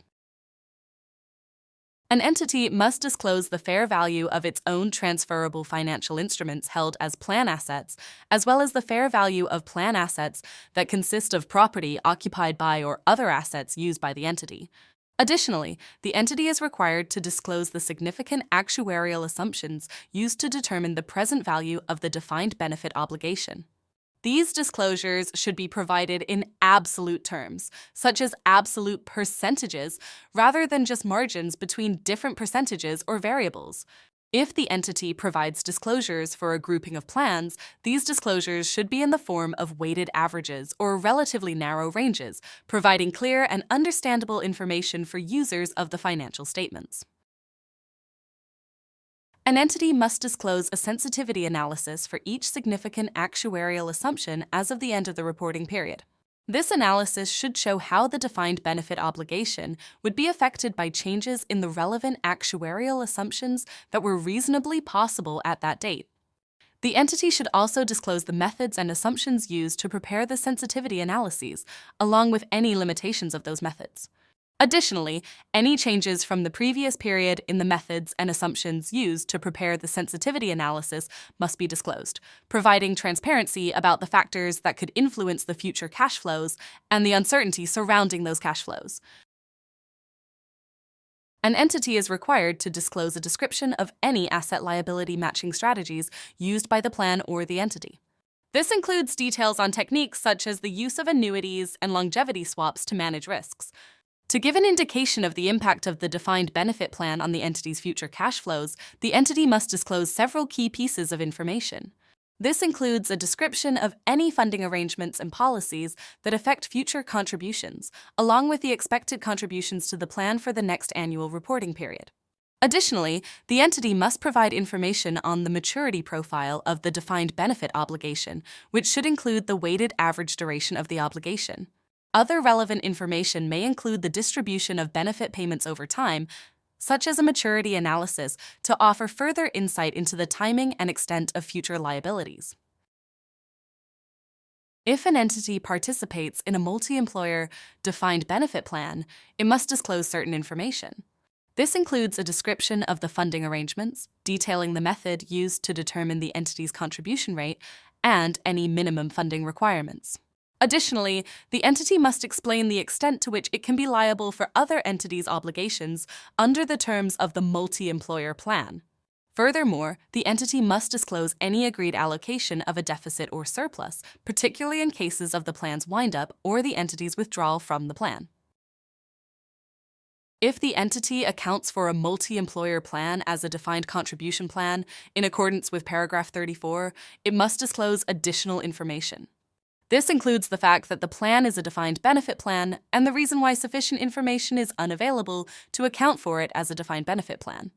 This disclosure is made in place of the information required by paragraphs 139, 147. The entity must also disclose the expected contributions to the multi-employer plan for the next annual reporting period. Additionally, it should provide information about any deficit or surplus in the plan that could affect future contributions, including the method used to determine the deficit or surplus and any potential implications for the entity. Furthermore, the entity should indicate its level of participation in the plan compared to other participating entities. This may include measures such as the entity's proportion of total contributions to the plan or its share of the total number of active members, retired members, and former members entitled to benefits, provided that this information is available. If an entity participates in a defined benefit plan that shares risks between entities under common control, it must disclose the contractual agreement or stated policy for charging the net defined benefit cost, or note the absence of such a policy. The entity should also disclose the policy for determining the contribution to be paid by the entity. If the entity allocates the net defined benefit cost, it must provide all relevant information about the plan as a whole. Similarly, if the entity accounts for the contribution payable for the period, it must disclose the information about the plan in its entirety. The information required can be disclosed by cross-reference to disclosures in another group entity's financial statements, provided that the group entity's financial statements separately identify and disclose the necessary information about the plan. Additionally, these financial statements must be accessible to the users of the entity's financial statements on the same terms and at the same time as or earlier than the entity's financial statements. In accordance with IAS 24, an entity is required to disclose information about related party transactions involving post-employment benefit plans, as well as post-employment benefits provided to key management personnel. Additionally, under IAS 37, an entity must disclose information regarding contingent liabilities that arise from post-employment benefit obligations. These disclosures help provide clarity on the financial implications of these obligations and related transactions. Other long-term employee benefits are those that are not expected to be settled within 12 months after the end of the reporting period in which the employees render the related service. These benefits include long-term paid absences, such as long service or sabbatical leave, jubilee or other long service benefits, long-term disability benefits, profit sharing and bonuses, and deferred remuneration. These benefits are recognized and accounted for as long-term obligations, reflecting the company's commitment to its employees beyond the short term. The measurement of other long-term employee benefits is generally less uncertain compared to post-employment benefits, which is why a simplified accounting method is used for these benefits. Unlike post-employment benefits, where remeasurements are recognized in other comprehensive income, this method for other long-term employee benefits does not require such remeasurements. The focus is on streamlining the process while still ensuring that the entity accurately accounts for its obligations to employees over the long term. When recognizing and measuring the surplus or deficit in other long-term employee benefit plans, entities must follow specific guidelines. These include applying the relevant paragraphs for recognizing and measuring any reimbursement rights. For other long-term benefits, the total of certain amounts must be recognized in profit or loss, unless another IFRS allows or requires them to be included in the cost of an asset. These amounts are service cost and net interest on the net defined benefit liability or asset, and remeasurements of that liability or asset. One example of other long-term employee benefits is long-term disability benefits. If the level of benefit depends on the length of service, an obligation arises when the service is rendered. The measurement of this obligation considers the likelihood that payment will be required and the expected duration of payments. If the benefit level is the same for any disabled employee, regardless of years of service, the expected cost of those benefits is recognized when an event occurs that causes long-term disability. While this standard does not require specific disclosures about other long-term employee benefits, other IFRSs may impose disclosure requirements. For instance, IAS 24 requires disclosures related to employee benefits for key management personnel, while IAS 1 requires the disclosure of employee benefits expense. Termination benefits are addressed separately in this standard because the obligation arises from the termination of employment rather than from employee service. These benefits occur when an entity decides to terminate an employee's employment or when an employee agrees to the entity's offer of benefits in exchange for terminating their employment. Termination benefits do not include those resulting from an employee's decision to terminate employment without the entity's offer or mandatory retirement requirements, as these are considered post-employment benefits. Some entities may offer a lower level of benefit when the employee initiates the termination. In cases where the entity offers a higher benefit for terminating the employee, the difference between the two amounts is considered a termination benefit. The form of the employee benefit does not determine whether it is in exchange for service or termination of the employee's employment. Termination benefits are commonly lump sum payments, but can also include the enhancement of post-employment benefits, either indirectly through an employee benefit plan or directly.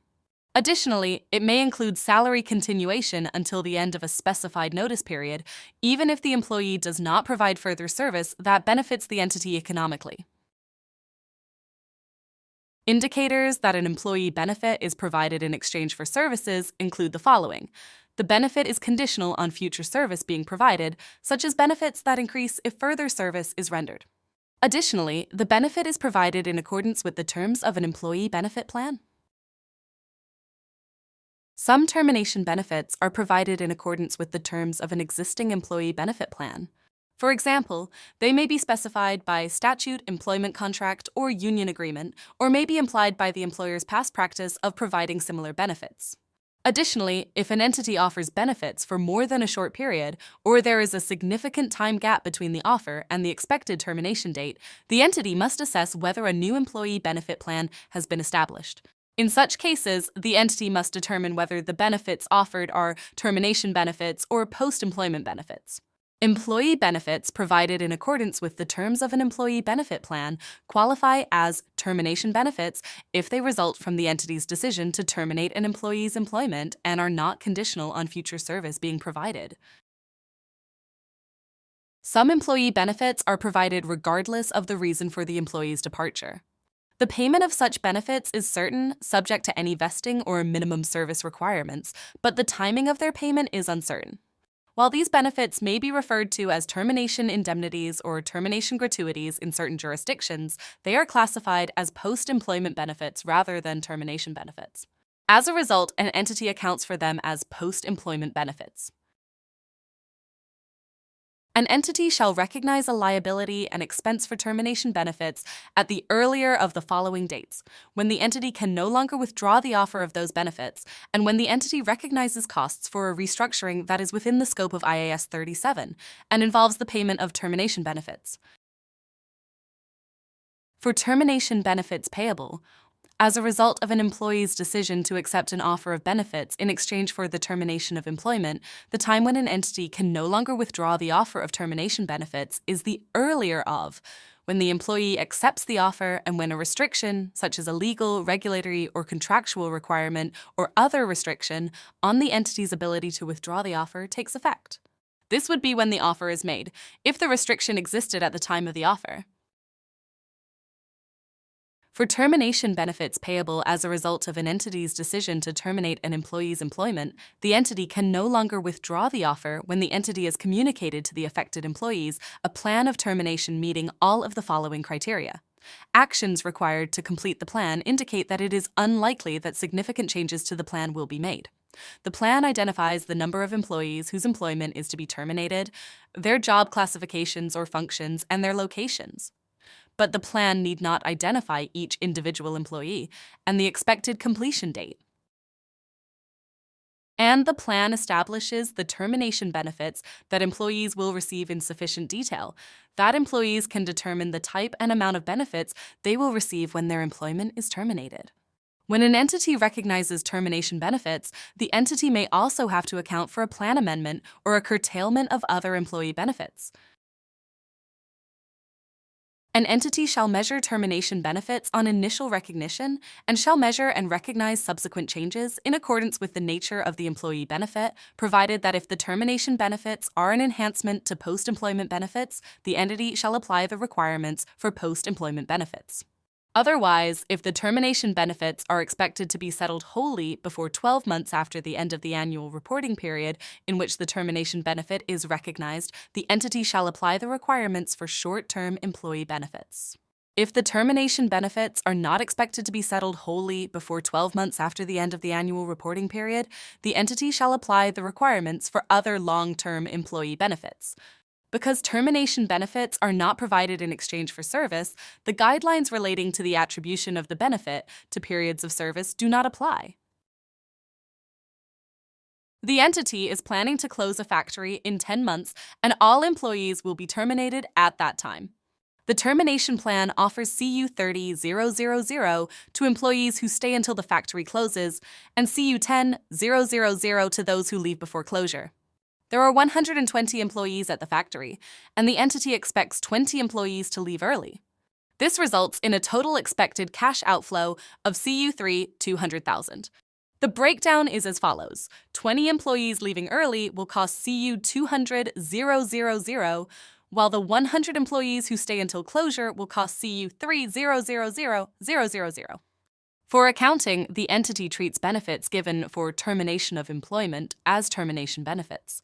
The benefits for employees staying are treated as short-term employee benefits since they will be settled within the next 12 months.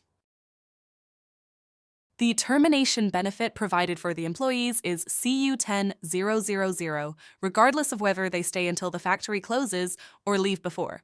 Since the factory closure and termination of employment are both driven by the entity's decision, the entity must recognize a liability of CU1 $200,000, 120 employees ex CU 10,000 for the termination benefits. This liability is recognized as soon as the termination plan is announced or when restructuring costs for the closure are recognized. As for the benefits employees will receive if they stay and provide service for the full 10 months, these benefits are considered short-term employee benefits. Since they will be settled within 12 months, the entity does not need to discount them. Instead, the entity will recognize an expense of CU 200,000 each month, CU 200,000/10 months, with the liability increasing each month as the employees continue to work. Although this standard doesn't require specific disclosures for termination benefits, other IFRSs may have disclosure requirements.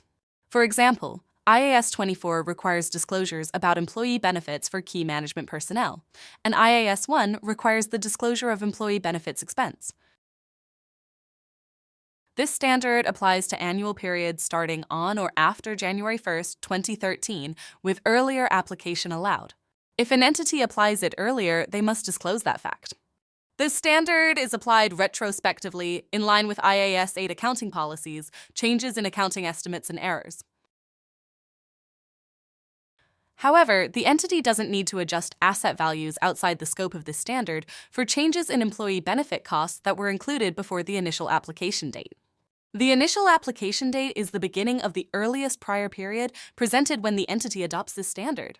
For financial statements starting before January 1, 2014, an entity does not need to present comparative information for the sensitivity of the defined benefit obligation as required by paragraph 145. IFRS 13, issued in May 2011, amended the definition of fair value in paragraph 8 and also amended paragraph 113. An entity must apply these amendments when it applies IFRS 13. The Defined Benefit Plans, Employee Contributions Amendments to IAS 19, issued in November 2013, changed paragraphs 93, 94. These amendments must be applied for annual periods starting on or after July 1, 2014, on a retrospective basis according to IAS 8, accounting policies changes in accounting estimates and errors. Earlier application is allowed, and if an entity applies these amendments earlier, it must disclose that fact. The Annual Improvements to IFRS's 2012 to 2014 cycle, issued in September 2014, amended paragraph 83 and added paragraph 177. This amendment must be applied for annual periods starting on or after January 1, 2016. Earlier application is allowed, and if an entity applies the amendment earlier, it must disclose that fact. Additionally, an entity must apply the amendment in paragraph 176 starting from the beginning of the earliest comparative period presented in its first financial statements where the amendment is applied. Any initial adjustment from applying the amendment should be recognized in retained earnings at the start of that period. IFRS 17, issued in May 2017, amended the footnote to paragraph 8. This amendment should be applied when an entity applies IFRS 17. The Plan Amendment, Curtailment, or Settlement Amendments to IAS 19, issued in February 2018, added paragraphs 101A, 122A, and 123A, and amended paragraphs 57, 99, 120, 123, 125, 126, and 156. These amendments should be applied to plan amendments, curtailments, or settlements occurring on or after the start of the first annual reporting period that begins on or after January 1, 2019. Earlier application is permitted, and if an entity applies them earlier, it must disclose that fact. Appendix A, titled Application Guidance, is an integral part of the IFRS. It explains the application of paragraphs 92-93 and holds the same authority as the other sections of the IFRS. The accounting requirements for contributions from employees or third parties are illustrated in the diagram below. Contributions from employees or third parties can either be formally required by the pension plan or made voluntarily.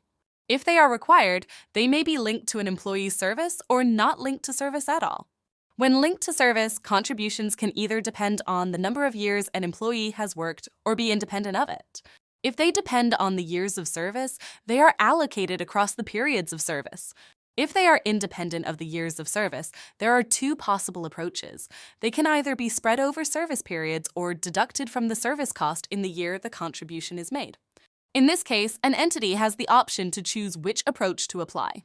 If contributions are not linked to service, such as those made to reduce a funding deficit, they are accounted for as adjustments to the overall pension liability rather than as part of the service cost. On the other hand, voluntary contributions, those that are not formally required by the plan, are recognized as a reduction in service cost at the time they are paid into the plan. Ultimately, the way these contributions are treated depends on whether they are mandatory or voluntary, whether they are related to the employee's service, and how they are structured in the plan. Appendix B, titled Amendments to Other IFRSs, outlines amendments to other IFRSs that resulted from the board's revision of IAS 19 in June 2011. An entity must apply these amendments when it applies the amended version of IAS 19. The amended paragraphs are shown with the new text underlined and the deleted text struck through. The amendments in this appendix, made when the standard was revised in 2011, have been incorporated into the relevant IFRSs published in this volume. The amendment to IAS 19, Actuarial Gains and Losses, Group Plans and Disclosures, was issued in December 2004 and approved by 12 of the 14 members of the International Accounting Standards Board. Messrs. Lysenring and Yamada dissented, and their dissenting opinions are set out after the basis for conclusions. The approval was granted by Sir David Tweedy, Thomas E. Jones, Mary E. Barth, Hans-Georg Bruns, Anthony T. Cope, Jan Engstrom, Robert P. Garnett, Gilbert Gellard, James J. Lysenring, Warren J. McGregor, Patricia L. O'Malley, John T. Smith, Jeffrey Whittington, and Tatsumi Yamada. The amendment to International Accounting Standard 19 Benefits issued in June 2011 was approved by 13 of the 15 members of the International Accounting Standards Board. Messrs. Engstrom and Yamada dissented, and their dissenting opinions are set out after the basis for conclusions. The approval was granted by Sir David Tweedy, Stephen Cooper, Philippe Danjou, Jan Engstrom, Patrick Finnegan, Amaro Luis de Oliveira Gomez, Prabhakar Kalavacherla, Elke Koenig, Patricia McConnell, Warren J. McGregor, Paul Pachter, Daryl Scott, John T. Smith, Tatsumi Yamada, and Weiguo Zhang. The amendment defined benefit plans. Employee contributions was approved for issue in November 2013 by all 16 members of the International Accounting Standards Board. The approval was granted by Hans Hugervorst, Ian McIntosh, Stephen Cooper, Philippe Danjou, Martin Edelman, Jan Engstrom, Patrick Finnegan, Amaro Luis de Oliveira Gomez, Gary Kabarek, Prabhakar Kalavacherla, Patricia McConnell, Takatsugu Ochi, Daryl Scott, Mary Tokar, Chungwoo Su, and Weiguo Zhang. The amendment plan amendment, curtailment, or settlement, amendments to IAS 19, was approved for issue in February 2018 by 13 of the 14 members of the International Accounting Standards Board. Ms. Antarka abstained due to her recent appointment to the board. The approval was granted by Hans Hugervorst, Suzanne Lloyd, Nick Anderson, Martin Edelman, Françoise Flores, Amaro Luis de Oliveira Gomes, Gary Kabarek, Jiang Qiao Lu, Takatsugu Ochi, Daryl Scott, Thomas Scott, Chungwoo Su, and Mary Takar. Thank you for completing our course and for the attention and dedication you've shown throughout. We are happy to have contributed to your professional development and encourage you to help us improve by providing your feedback. If you have any questions or suggestions, feel free to reach out via email at info@qlever.al or through the contact forms on our website. Also, we invite you to follow us on social media and our YouTube channel to stay updated on upcoming training sessions. Thank you once again, and we look forward to seeing you in our future courses.